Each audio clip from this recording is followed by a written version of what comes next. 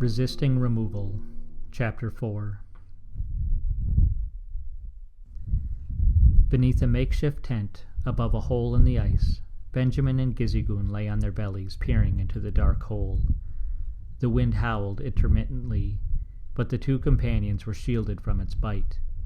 At La Pointe, and throughout the northern region, winter was a season to be survived.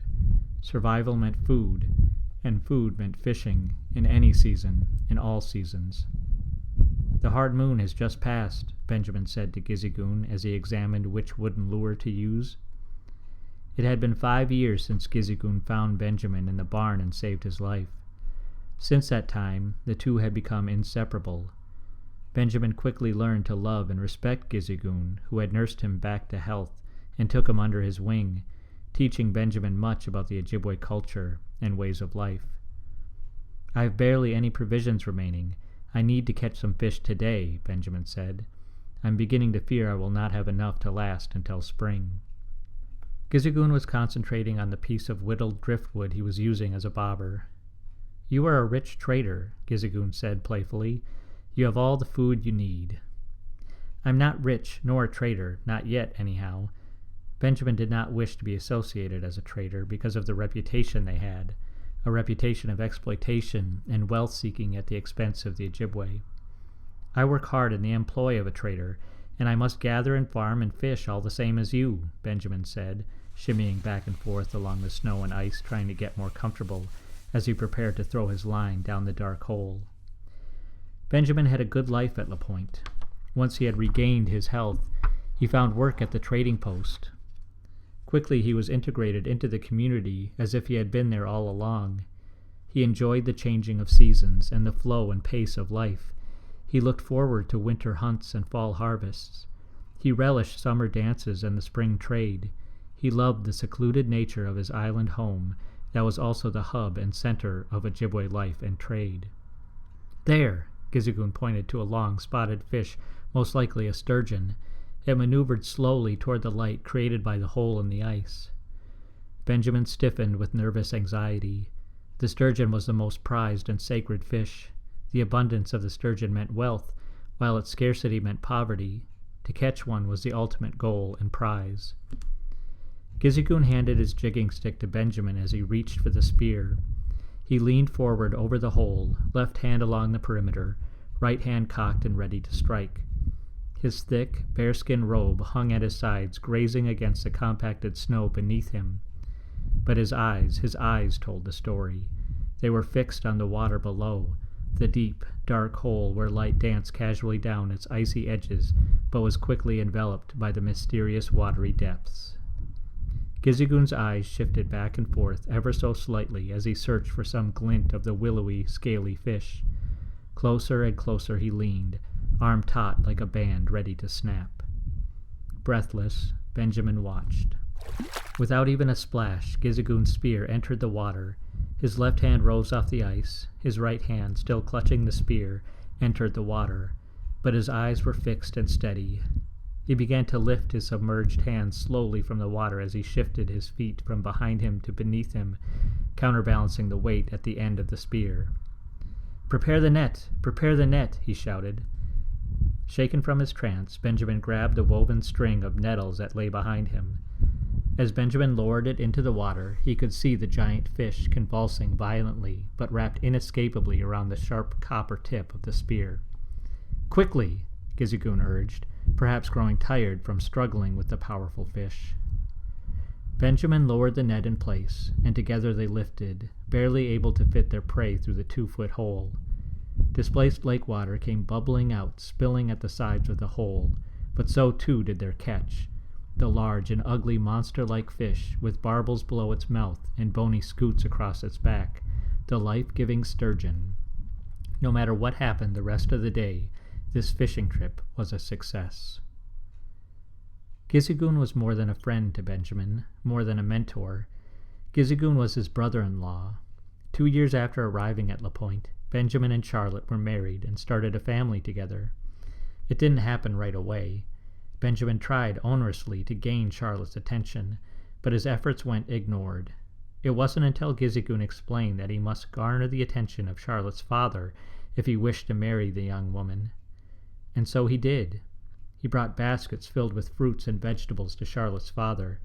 He brought fish and furs. He brought tools and blankets. He brought beads and moccasins. He brought everything he could think of and almost gave up hope. But one day Charlotte's father agreed that Benjamin could marry his daughter, and Charlotte agreed too. Benjamin and Charlotte were happy together, and before long they had 2 young children, a girl named Marie and a boy named Samuel. A few years before, Benjamin never imagined he could be so happy and content as he was at La Pointe. But that happiness came with skepticism.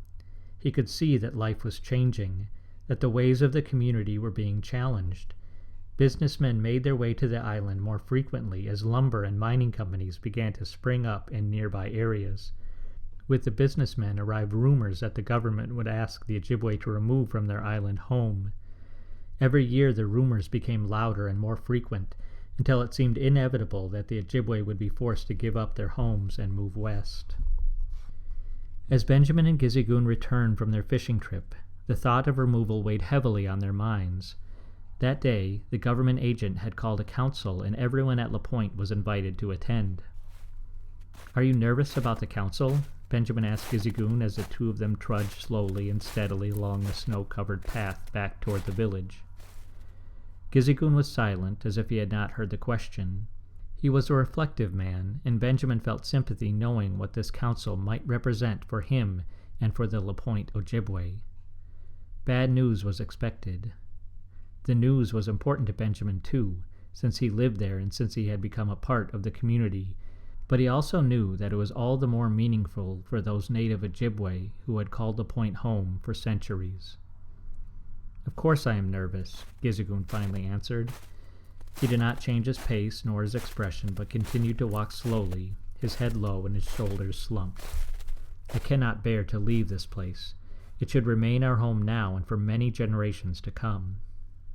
Rumors had spread that removal was imminent. They had actually been spreading for years. Promises had been made to the Ojibwe that they would not be asked to remove from La Pointe for 50 to 100 years.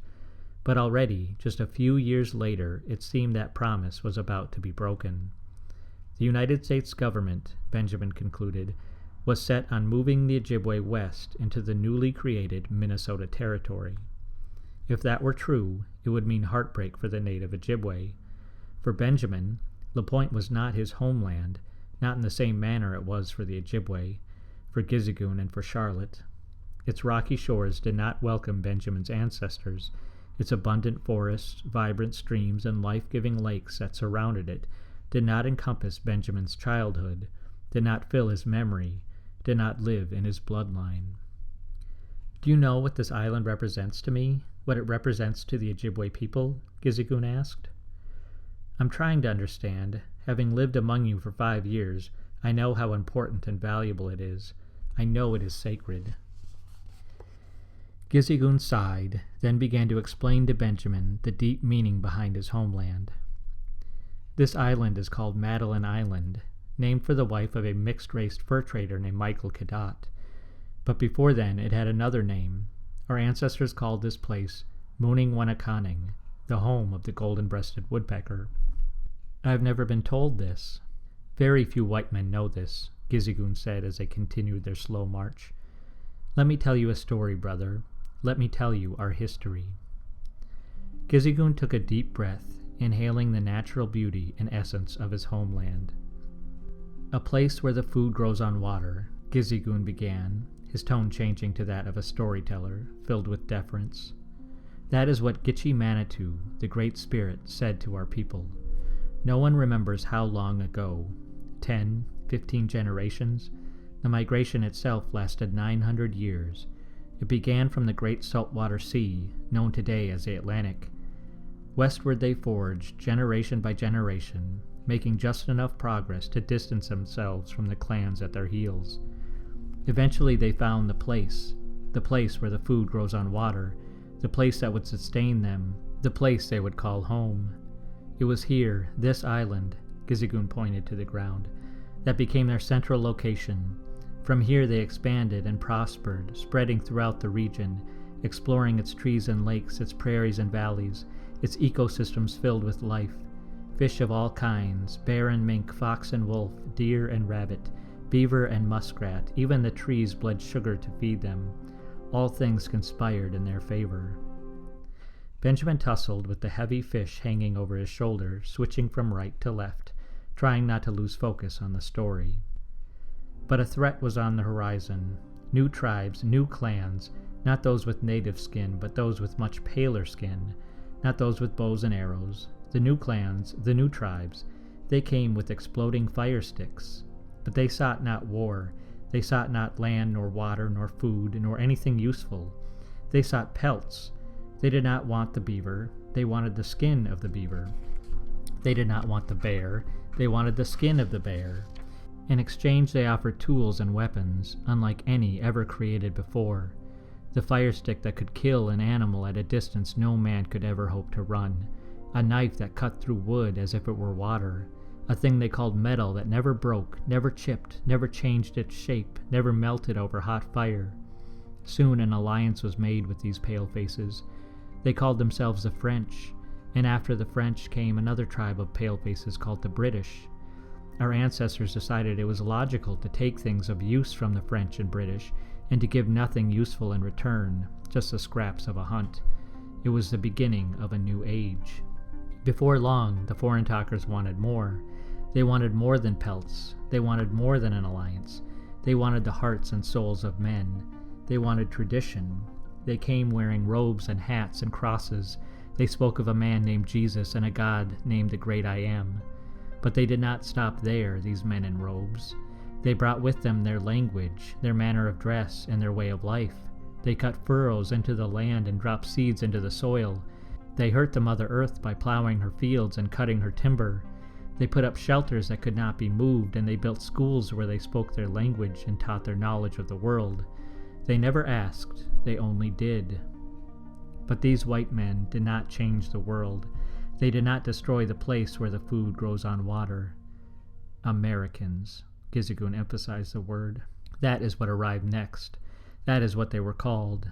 They arrived as friends, not as foes. Trade, prosperity, friendship, this is what they offered. But they did not shake hands or smoke the peace pipe like the strangers before them, like the French, like the British. They came with words on paper, letters that combined to make sounds, that combined to make meaning, symbols. They gave out names to the people. They assigned positions. Some they called chiefs, some they called warriors. They spoke to the chiefs and made them sign their papers. They talked about the promises of the Great Father who lived in a place called Washington City. They promised gifts and money and power. They wanted only a little, not much, but only a little. Only an Ojibwe, Benjamin thought as he listened intently, could give such an eloquent oral account. The Americans, though, they wanted more than what they said. They wanted more than pelts. They wanted more than the hearts of men. They wanted more than an alliance. They wanted the land and everything in the land and everything on the land. They wanted the lifeblood of the earth itself. They came slowly. First it was the men in uniform, then more men in robes with books in their hands and crosses hanging from their necks. Then came the men with firewater. Alcohol, Gizigun raised his voice in anger. Putrid, noxious liquid that made men and women stupid and lazy and caused them to throw away their earnings. Then came the farmer and his family, the men who built permanent log dwellings and cleared the earth of its natural growth. Move west, they said, we want only a little. Move west again, they said, we want only a little. They sectioned and parceled the land. They assigned ownership. They promised that the sections were in place forever. We want only this section, they said. But forever was not forever. Their words had no meaning. Their promises had no value. They wanted bigger sections. They wanted all the sections. Get out of the way, they said. The place where the food grows on water, where our animal brothers live, where all trees and plants, grasses and flowers grow was gone, was taken, was destroyed, raised to build roads and homes, to harvest metal and wood, to grow corn and wheat, all at the hands of their so-called Great Father, all at the pleasure of the President.